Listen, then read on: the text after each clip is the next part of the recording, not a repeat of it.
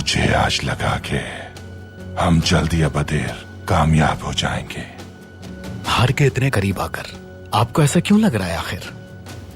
एक दफा हर्षल, एक दफा अब्दुल हमीद के मुकाबिल उसके लोगों को ले आए। बस बंदरगाह पर जो कुछ हुआ उससे साफ नजर आ रहा है कि अखबारात के जरिए हम लोगों को उसके खिलाफ कर सकते हैं।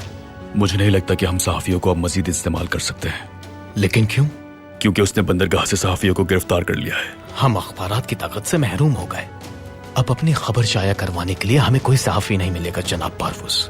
कोई भी गलत खबर लगाने के लिए राजी नहीं होगा। तुम गलत हो। आजादी सहाफत पर हमला करने वाले सुल्तान के खिलाफ हम और मजबूत हो जाएंगे। उसने अपने हाथ से वो दिया जो हम चाहते थे।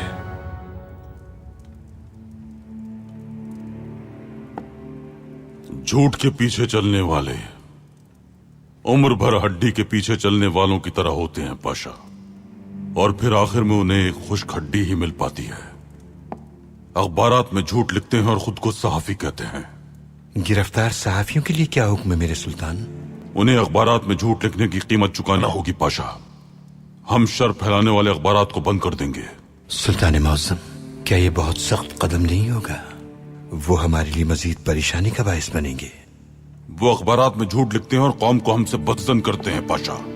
बोहतान लगाते हैं हम पर। वो पाशा, वहां लोग मर सकते थे, वो भी सिर्फ उनकी उन झूठी खबरों की वजह से। मेरे सुल्तान, यूरोप के तमाम अखबारात भी हमारी मुखालिफत करेंगे। ये बहुत सख्त फैसला है। वो पहले ही कर रहे हैं पाशा। सोचिए, क्या आपको लगता है कि जंग में चलाई हुई गोली से दुश्मन जब मरता है तो क्या वो सख्त इकदाम नहीं होता? ये उन दुश्मनों से ज्यादा खतरनाक है। गोली से एक शख्स मरता है, लेकिन झूठी खबरों से ये रोजाना कई लोग मारते हैं। वो उनके दिल और दिमाग आलूदा कर रहे हैं, उनकी सोच तब्दील कर रहे हैं। हमारा फैसला है कि हमारे फरार की झूठी खबरें शाया करने वाले अखबारात को एक हफ्ते के लिए बंद कर दिया जाए, लेकिन वहां काम करने वाले बेकसूर लोगों को पूरी तनख्वाह दी जाए, ज्यादती ना होने पाए। जैसा आपका हुक्म मेरे सुल्तान। चलिए सऊद से आए अपने वफादारों से मुलाकात करते हैं पाशा।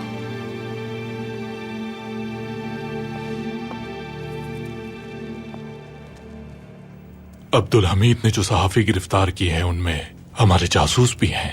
बरतानवी हुकूमत चाहती है कि हम उनकी रिहाई के लिए इक़दामात करें कुछ। अब्दुल हमीद कोई दबाव कबूल नहीं करेगा। मैं जानता हूँ, लेकिन हुकूमत के कहने पे कार्रवाई करनी होगी मुझे।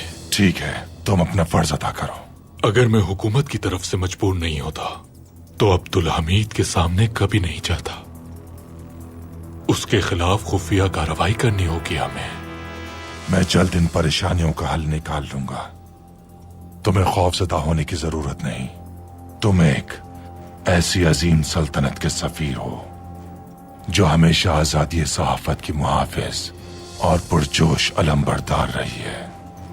मलिका की जानिब से पूरी दुनिया में सहाफियों की आजादी का मुतालबा करो।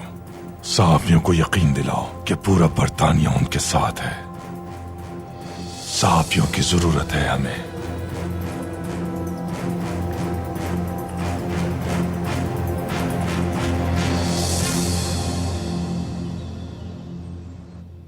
वो लोग हमारे ही लोगों को सुल्तान मौज़म के खिलाफ उकसा रहे हैं। या मेरे अल्लाह, आखिर ये सब कुछ क्या हो रहा है? एक तरफ वो लोग हमारे सुल्तान पे हमलावर हैं और दूसरी तरफ उन्होंने शहजादे को अगवा कर लिया है। सब्र कीजिए बिदार खातून, हो सकता है वो अगवा ना हुए हों। मुमकिन है हमारे वहां पहुंचने से पहले अब्दुल कादिर को अस्पताल ले गए हों। इंशाअल्लाह। ये नामुमकिन है। मुहाफिज हर तरफ देख चुके हैं। अगर कुछ मिला होता तो हमें खबर मिल चुकी होती। कुछ तो जरूर हुआ है, हमें मालूम नहीं, लेकिन सब कुछ आपकी वजह से हुआ है और आपको इसका हिसाब देना होगा। सुल्तान मौसम से बात करने जा रहे हैं हम। रुकिए,